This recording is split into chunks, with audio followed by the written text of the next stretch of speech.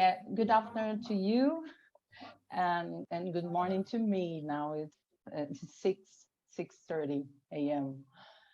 Speaking here from Rio de Janeiro, Brazil, and it's a pleasure to be able to attend this Congress and talk a little about my doctoral research in the field of education and music, more specifically about the learning of adults and the elderly in the fields of lifelong education. That's a part of my pilot study that's in my thesis. And the title is Lifelong Education with Music, Digital Inclusion of Older People in Times Pandemic of COVID-19. My name is Crismarie Hackenberg. In my institute, I'm studying in Federal University of Paraná, and this is my educational background. I'm a PhD student in educational at the Federal University of Paraná, master in psychology in the Catholic University of Petrópolis, here near Rio de Janeiro, in the area of social cognition, postgraduated in applied neuroscience and learning by University Federal of Rio de Janeiro, postgraduated in positive psychology and quality of life, and graduated in pedagogy and graduated in arts education and Brazilian Conservatory of Music. Now we start with this picture to show you. This is our 2,000 singers participating in the singing workshop. Over 60 in the end of a performance in Rio de Janeiro in the December 2019. It was a wonderful presentation, and none of us could imagine what would happen in March 2020. Yeah. Let's talk about a pre-pandemic view about elderly. Yeah. One could argue that longevity is a triumph of humanity. Growing old was a benefit of wealthy nations, but today even the poorest developed nations and population can experience it. The elderly currently represents the elderly currently represents 12% in the world's population, expected to double by 2015 and triple by 200. According to IBGE, is the institute from Brazil, a quarter of the Brazilian population, 25%, is expected to be over 65 years old by 2016. Yeah. The world population is getting older. Yeah, and the elderly are becoming more and more integrated into digital society. There is an increased demand in Brazil for expertise in the field of education and teaching methods for the elderly. This increased life expectation has been accomplished by a substantial improvement in the health parameters of the population. Yeah, we can see this statement. Education. Yeah. Education has a transformative role in society, especially a long life education. And Brazil considers education to be a fundamental right, and measures focused at the senior population reflect this. However, this is no specific public policy in Brazil that addresses older students' education. We can talk a little bit about it. The world's aging population and the demographic pyramid in Brazil are driving an increase in knowledge needs in the fields of education and teaching techniques for the elderly as well as in the development of technology and the elderly's digital inclusion. So we can talk a little bit about music, and the long life learning and music. Some pertinent information for the extension of the educational norms and guidelines in maturity has been provided by research in the fields of health and music education. And in one study, Crash and the collaborators showed that music still has the ability to positively impact older people's health and well-being and support them as they age. Active music practice has been shown to boost seniors' sense of community, enjoyment, personal growth, and empowerment. And it has also shown to aid in the recovery from depression and maintenance for personal well-being into later adulthood. We can say that we all listen to music throughout lives, which help us create memories and sense, inducing fresh memories, fresh ideas, and fresh feelings through music, and subject well-being. So now we could, after these first words, we can see more about the scenario from 2020. Yeah, the pandemic coronavirus impacted on the elderly was particularly severe in Brazil. 76% of confirmed deaths from coronavirus illness in 2020, and 68% of confirmed deaths in 2021 involved senior adults. The elderly who were used to educational practice in formal and non-formal settings had to quickly adjust to the virtual educational practice introduced in 2020. In Brazil, it was required to quickly adapt classes, seminars, and regular seniors' routines to the mediators of digital technology.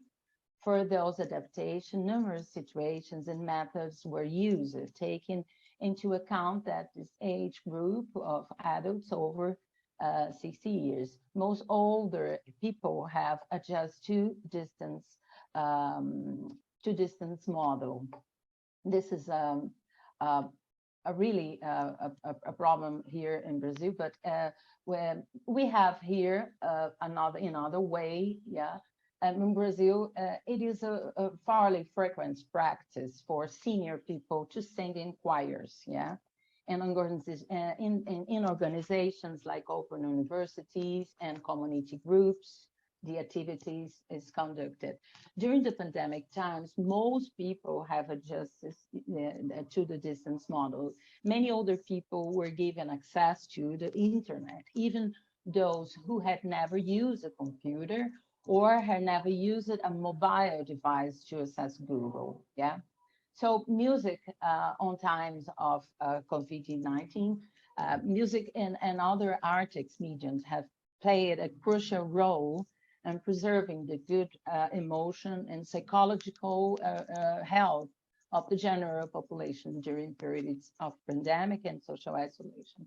As a result, that elderly participants in this study who were digitally included in the year of 2020 may have had the chance to continue learning music, updating their human development and satisfying their needs for social interaction and knowledge expansion through digital technology, as well as a true continued artist activities. Yeah.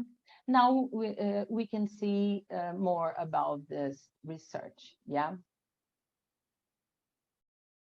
This is a picture of the group during the pandemic, December 2020. We have 50 seniors adapted and participant in a choir singing on this choir singing 60s online.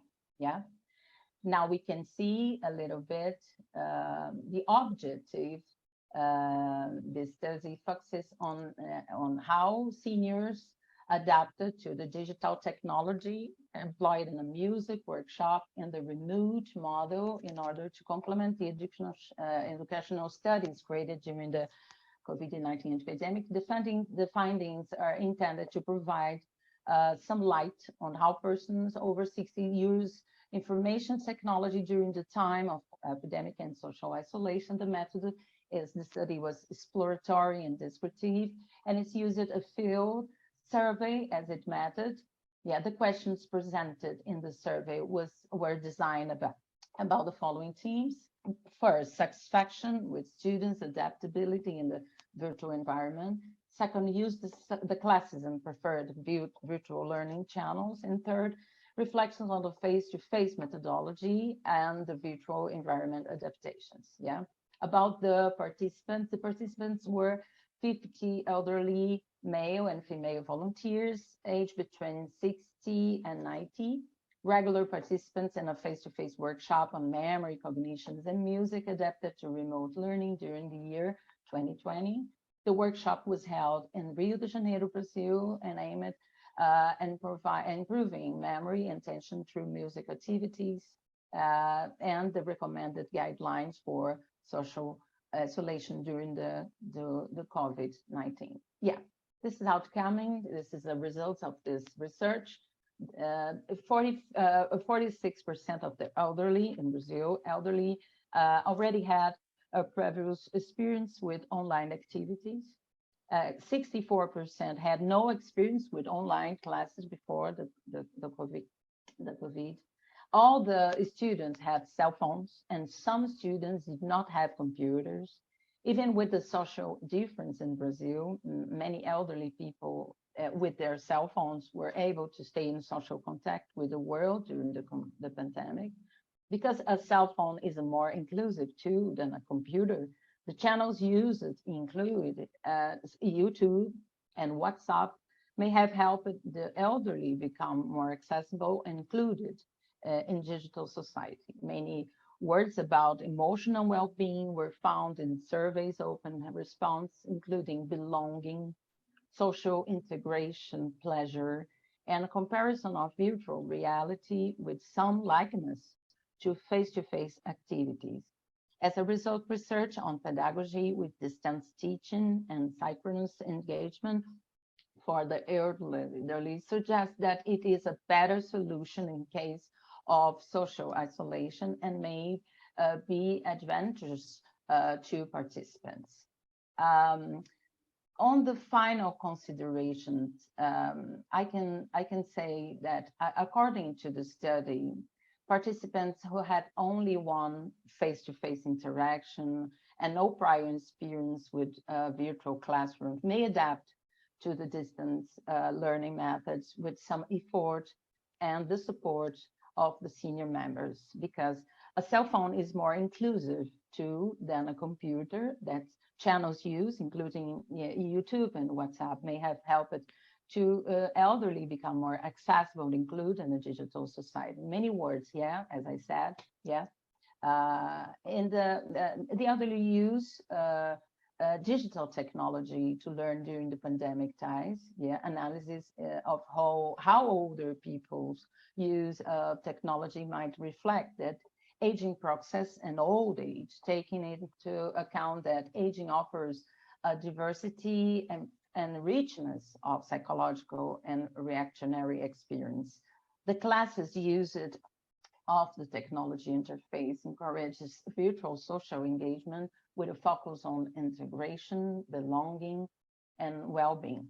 We draw attention to the samples, majority of female as one of the studies witness. However, given face-to-face activity had more than 80% of the female audience participated before the pandemic. So this could not be interpreted as a preference for remote learning or distance learning. Yeah, the elderly in Brazil and through the world were able to demonstrate their interest and desire to live through their adaptation to digital technology, despite all the emotional and social conflicts on the pandemic in 2020 and 2021.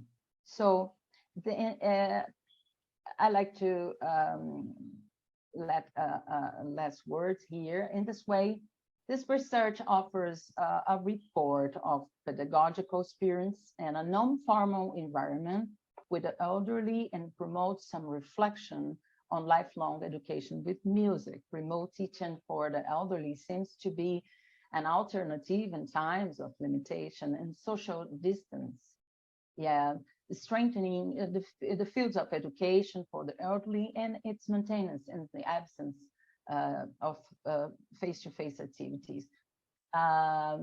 This sagacious search for education and for the meaning of continuing education adapted to this reality has the meaning of hope and maturity, as Paulo Freire states in his book, Liberty of Pedagogy. Yeah, Paulo Freire is a famous Brazilian theoric about education in the world. So he using the name hope on this statement as a verbal mood. I can speak in Portuguese first. Esperançar é se levantar, esperançar é ir atrás, esperançar é construir, esperançar é não desistir. We can translate as hoping is getting up, hoping is going after, hoping is building, hoping is not giving up. Yeah. So this is my reference here from this research. And now we can see here a picture of, these are the 50 singers participating in this online singing workshop from 60s that adapted to the distant lessons. And I'm going to show you what the singers were able to do during social isolation, recording their voice and their image by cell phones and continuing the singing and hope, as Paulo Freire said. I'm just close here and share this presentation. Just one moment. Yeah, thanks for your session. I have a video. Can I show you? Sure, go ahead. Okay. Just one moment. Okay.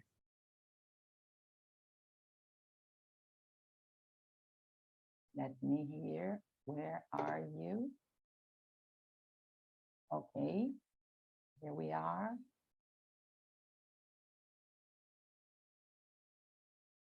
Yeah, here. Okay.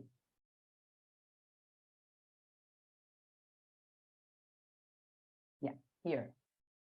Here we go for the voices. Yeah. Here.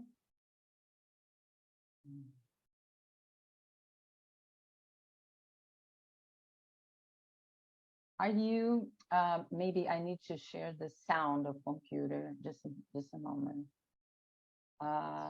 Share sound here. Okay. It's okay? Yeah. Yeah? Yeah. Can you hear me? Yeah? Yeah. Yeah, we can see the video, but voice was not visible. Como será yes, o yes, amanhã? now. 1, 2, 3, 4. A cigana leu o meu destino. Eu sonhei